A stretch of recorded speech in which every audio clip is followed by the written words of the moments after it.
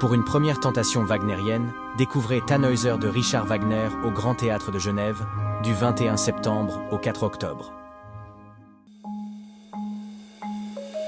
Le musée Ariana nous fait voir la diversité des boutons dans sa nouvelle exposition. Visite dans un instant. Quand des centaines d'élèves prennent le train pour lire, reportage tout à l'heure. Au pavillon Cycli, le Plaza on Tour mêle cinéma et architecture. Teaser en fin d'émission.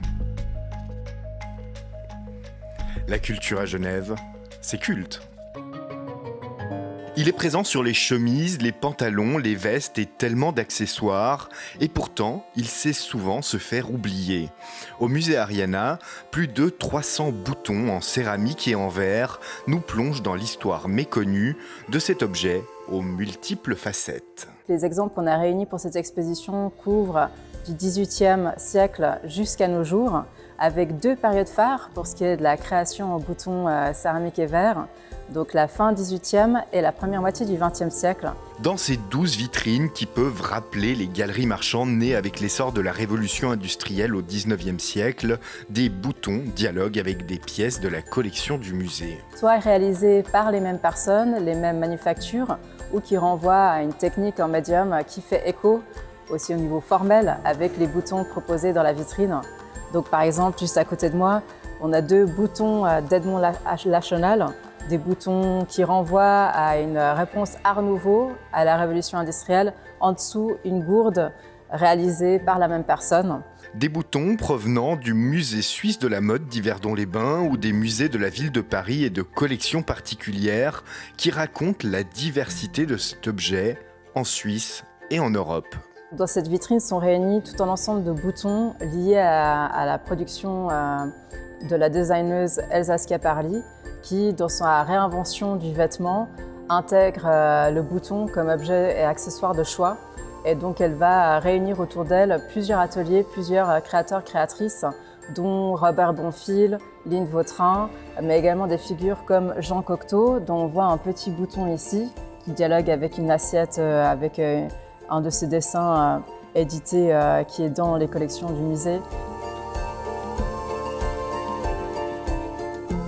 Ici, on voulait réunir quelques exemples liés à des enjeux de cause politique ou de militantisme qui se seraient portés soit sur le col d'un manteau, soit au niveau d'une ouverture sur une poche, et donc qui permettent de signifier une affiliation à une cause ou le soutien à soit un système plutôt réaliste, si on trouve ici le bouton Georges V, ou un tout autre type d'événements, comme par exemple, ici on a un bouton qui est lié à une rencontre de la presse en 1925. L'exposition Tender Buttons est à découvrir au musée Ariana jusqu'au 4 octobre 2026.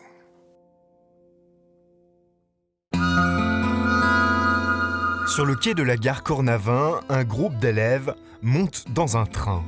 Chacun prend sa place et sort un bouquin. Le temps d'un trajet, cette trame du Léman Express se transforme en wagon-lit. Alors wagon-lit, c'est d'abord un jeu de mots. C'est pas un wagon où on va dormir, mais c'est un wagon où on va lire. Et c'est une action qui veut valoriser le quart d'heure de lecture qui est pratiqué à Genève dans de nombreux établissements où tous les jours les élèves arrêtent ce qu'ils sont en train de faire et se saisissent du livre qu'ils ont choisi eux et qu'ils lisent de jour en jour, tous les jours à la même heure. En tout, plus de 2000 élèves participent à cette action. Un volet du feuilleton littéraire itinérant, Les Livrés. Ils rentrent dans un train qui est déjà composé d'un public, qui est celui des voyageurs et des voyageuses. Et puis eux s'insèrent dans ce wagon, trouvent une place et lisent pendant 20 minutes. Loin de l'image d'une jeunesse bruyante ou envahie par les écrans, les participants sont absorbés par leur lecture. J'ai l'impression de m'évader un peu dans un autre monde. On peut l'emmener partout avec nous et on peut là dans le train on l'a pris pour lire. Comme ça, ça passe vite le temps avec le livre. Qu'est-ce qui est pour moi le plus important, c'est de trouver un livre à lire et après je l'exploite. Je lis des mangas et les livres qui sont à disposition dans les classes. C'est assez amusant parce que c'est ces intrigues politiques pour savoir qui va accéder au pouvoir.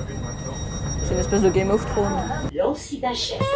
Pour marquer le coup, les livrets proposent également en collaboration avec le festival Antigel 3 flash mobs les mercredis 1er, 8 et 15 octobre à 10h avec plusieurs centaines d'élèves qui viendront remplir le train le temps d'une lecture. On propose ici aux jeunes de pouvoir influencer leur environnement. Je pense qu'il y a des adultes qui seront scotchés complètement de voir cette scène avec tout le monde qui lit un livre.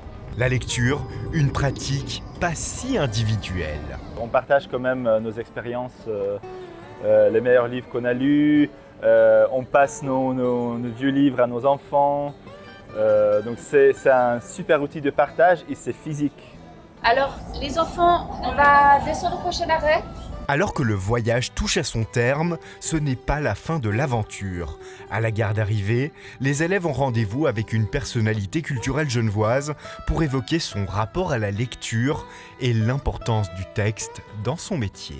Plein de gens dans la culture travaillent grâce et avec le texte et c'est l'occasion de valoriser ça dans la compréhension et les apprentissages de l'enfant. Le Léman Express devient wagon-lit jusqu'au 17 octobre. Au pavillon Cycli, un petit cinéma.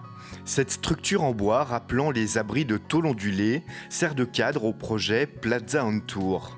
Une façon de plonger le public dans l'ADN du futur Plaza Centre Cinéma qui ouvrira ses portes fin 2026 et qui s'intéressera au 7e art sous toutes ses formes. En installant ce cinéma éphémère au cœur de ce beau pavillon Cycli, nous avons souhaité préfigurer en quelque sorte la programmation du futur Plaza. Ici, c'est un dialogue entre cinéma et architecture. On y propose en fait des films et des extraits de films. Ça peut être de la fiction, ça peut être des documentaires autour de l'architecture ou pas, mais où l'on voit vraiment l'architecture dans les images qu'on propose. Ça peut être sur un mode ludique ou plus intellectuel. 2 programmes s'alternent dans l'espace, le film Penser l'incertitude de Christian Barani, ainsi qu'un montage d'extraits de films évoquant l'architecture dans leurs propos ou visuellement.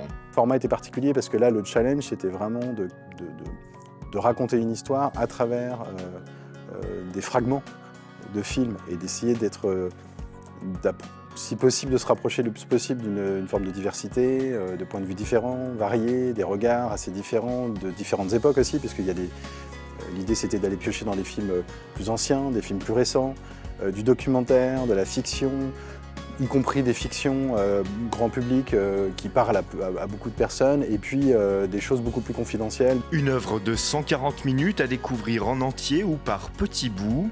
Le Plaza on Tour, c'est jusqu'au 28 septembre au pavillon Cycli.